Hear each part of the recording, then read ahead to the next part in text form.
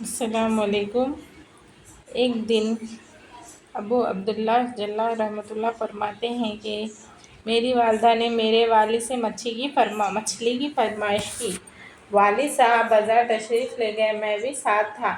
مچھلی خریدی، گھر تک لانے کے واسطے مزدور کی تلاش کی کہ ایک لڑکا جو پاس کھڑا تھا کہنے لگا اللہ کے منادی نے بلایا ہے، مجھے وضو بھی کرنا ہے، نماز کے بعد لے جا سکوں گا، آپ کا دل چاہے تو انتظار کر لیجئے ورنہ اپنی مچھلی لے لی جائیے۔ یہ کہہ کر مچھلی رکھ کر چلا گیا۔ میرے والد صاحب کو خیال آیا کہ یہ مزدور لڑکا تو ایسا کرے، ہمیں بطریق اولیٰ اللہ پر بھروسہ کرنا چاہیے۔ یہ سوچ کر وہ بھی مچھلی رکھ کر مسجد میں چلے گئے۔ نماز سے فارغ ہو کر ہم صبح آئے تو مچھلی اسی طرح رکھی ہوئی تھی۔ اس لڑکے نے اٹھا کر ہمارے گھر پہنچا دی۔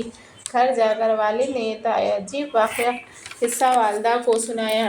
انہوں نے فرمایا کہ اس کو روک لو، وہ بھی مچھلی کھا کر جائے۔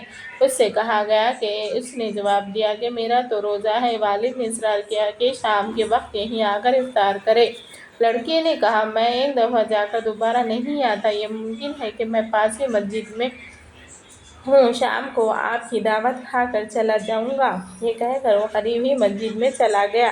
شام کو بعد مغرب کے آیا، کھانا کھایا اور کھانے سے فراغت پر اس کو تخلیہ کی جگہ بتا دی، یعنی سونے کی جگہ۔ ہمارے قریب ہی ایک اپاہج عورت رہا کرتی تھی۔ ہم نے دیکھا کہ وہ بالکل اچھی تندرست آ رہی ہے۔ ہم نے اس سے پوچھا کہ تو کس طرح اچھی ہو گئی؟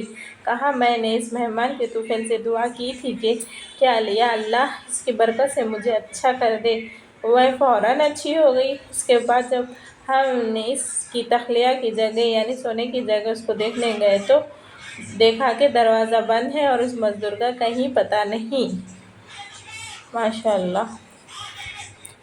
اس سبق سے یہی ملتا ہے کہ مہمان آنا ہمارے گھر میں خیر و برکت کا ذریعہ لاتی ہے، اسی لیے مہمان خود اپنا رزق لاتا ہے، اسے چھڑکے نہ کرے نا اور اچھی طرح سے خدمت کرے۔ کیا پتہ اللہ تعالیٰ ان کے طفیل میں ہماری بھی جو دعائیں نہیں قبول ہو رہی ہیں وہ دعائیں قبول ہو جائے اور ہمارے بھی مصیبتوں کو اللہ تعالیٰ ٹال دے۔ دعا کی برکت سے